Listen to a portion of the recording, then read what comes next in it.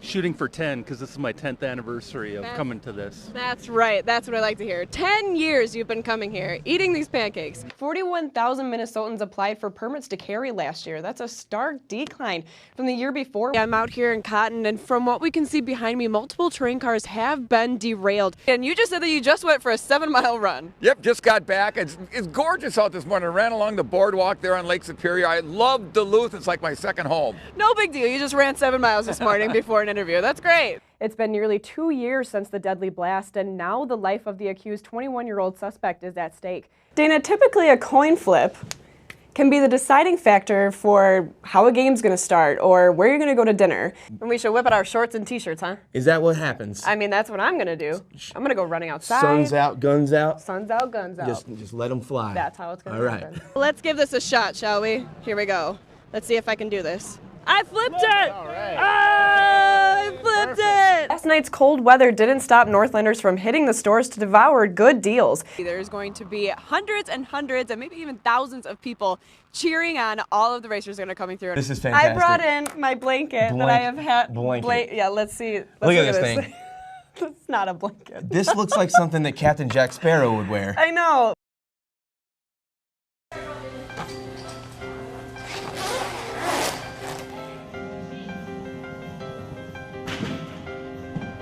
They're both individually hard workers, but together they push each other. Two men help each other accomplish goals in their world of flips and turns. When I was 8 years old, I had skinny legs and skinny arms. I couldn't hold myself. Both starting at a young age and going until they can't anymore. So you keep on getting older and older each year, and if you can still do it at a decent pace and level, then you might as well keep doing it. After over 20 years of training together, Don't give up, you can do it. Come on, leg. they have learned what pumps the other one up. No. He sees me and I see him, and there's things that he does that I can't do, and there's things that he doesn't do that I do, so it's the thing. So this is gonna stay on my stomach the whole time.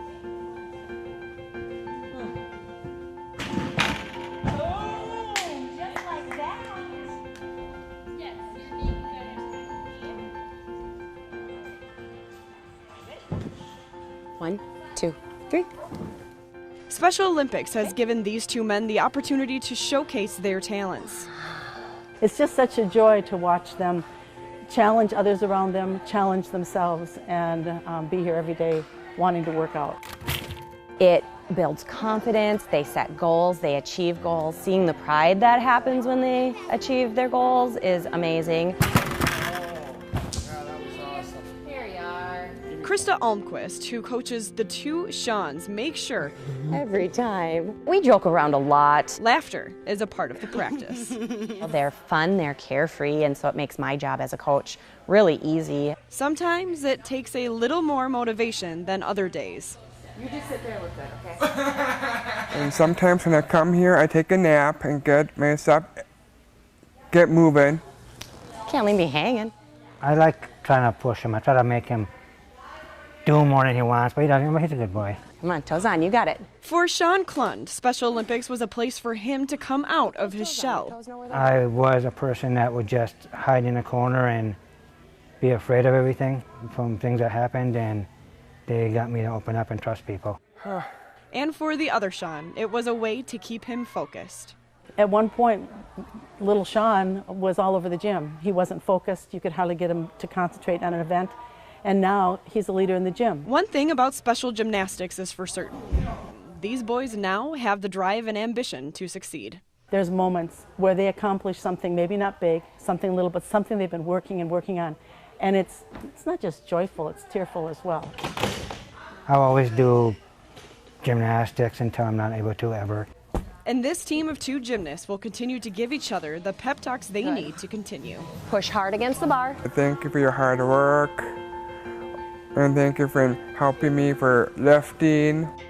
He's always there to pat him on the back, tell him it was a good job done. And help each other they will. Until the end. If you take your time to help out people, that's a great thing to do. whether it's in Special Olympics or whatever you do, it's always great to help other people. Spectators were ready and waiting around the fire for the first Bear Grease musher to cross the finish line. Ryan Anderson led his dogs to first place after completing a 319-mile course. And from the beginning, it was once again a close race. Nathan and I were kind of running together pretty much the whole way as far as run times went. And then just the last couple runs, I think he I ended up blowing through Sawbill, and I guess he chased me out of there. So I don't know if that was in his plan to do or if I got him off his game there or not. Through tough terrain and hilly landscapes, it was just to try to maintain a steady pace throughout the whole race was kind of my plan, and I think we kind of accomplished that. The snow did slow us down some, but not that much. Anderson was anxious to keep going. I kind of actually want to turn around and go back to Two Harbors, but the dogs are looking real good. They're happy. Anderson and Schroeder crossed the finish line 20 minutes apart, almost like they did back in 2011, where Anderson again took home the victory. I kind of went out, left Highway 2, and I thought to myself, I'll give the dogs about an hour and I'll try to pick them up to race, and they were all raced out, so we just coasted in. But the training for these dogs is not over just yet. I'll give the dogs whatever time they need to recoup, but probably a week, and then we'll start training off again real lightly. While Schroeder is getting his dogs ready for the Iditarod in March, Anderson will be getting his pups in gear for the UP 200 in Marquette, Michigan. We'll be racing now pretty much every other weekend until the end of March, so there are going to be some tired dogs come April 1st, so they'll need some little R&R.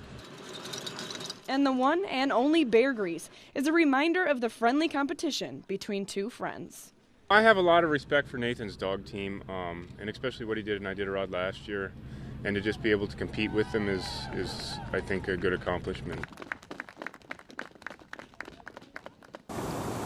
If you take a moment and look around you, you might find what one photographer sees every single day.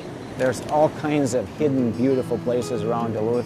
Walk to the water and take it all in. People keep asking me why I keep going back to the same spots all the time and again. Because there's no 2 days alike in a photographer's mind. Each day is a different blend of elements that creates a different picture. The beauty of Duluth has always been here, but social media has brought Duluth into the public eye. People look at it and say, is that really in the Midwest? Dennis O'Hara started his photography career in the 1970s, taking photos for the National Guard.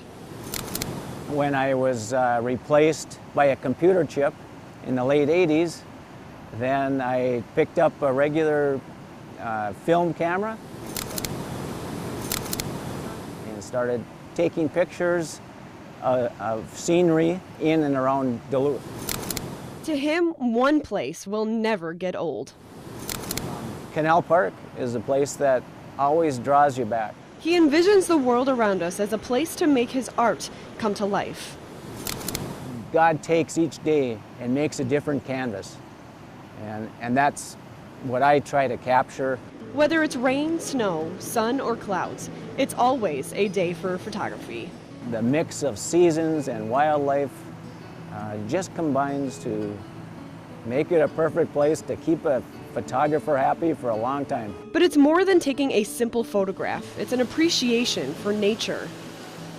Duluth, the parks, the foresight that our forefathers had to create all this green space, and the duty we have to protect it.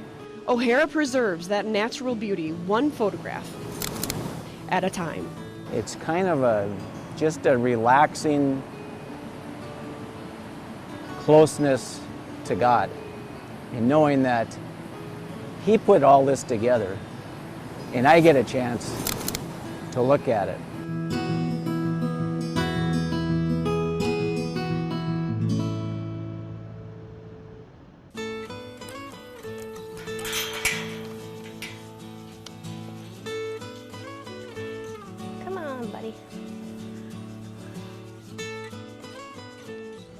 In the country, just outside of Duluth, lies a place where therapy and laughter come together as one to help those facing life challenges find growth and healing through a connection with horses.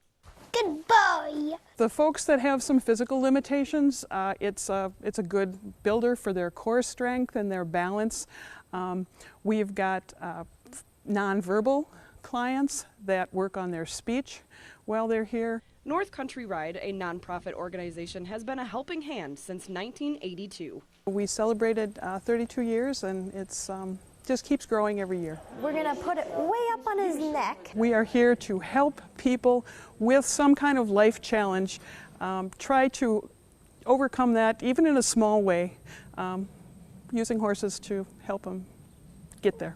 And they believe horses can help with more than just the physical needs. Any variety of confidence building, learning to respect the other people in the class, and definitely learning respect for the horses. It's all in the rider's tone of voice. Waka.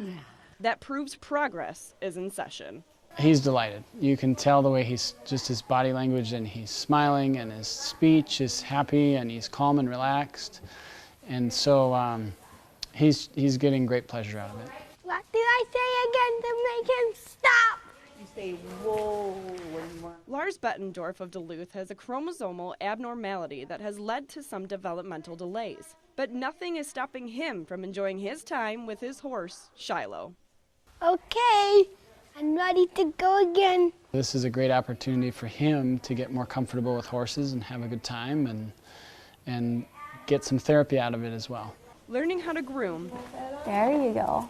And saddle up. Now you're gonna put this foot in your stirrup. Okay, look at his head. There you go. Nice job. Is only the beginning of what they learn here. I think the size and the generosity of spirit that you see from a horse, it is just so obvious that you can connect with a horse. They have to be gentle with us, and it makes you want to be gentle and kind with them in return. And the gratifying experience is shared amongst all who are a helping hand. Can you put it in a mouth? Nice job. And just see how much they enjoy the horses, and what they really take away from it. It's really fun to be able to do that for people. You really do gain yourself when you give something to someone else like that. Before I get strapped up and gloves on, he got me a little warmed up, Rocky style.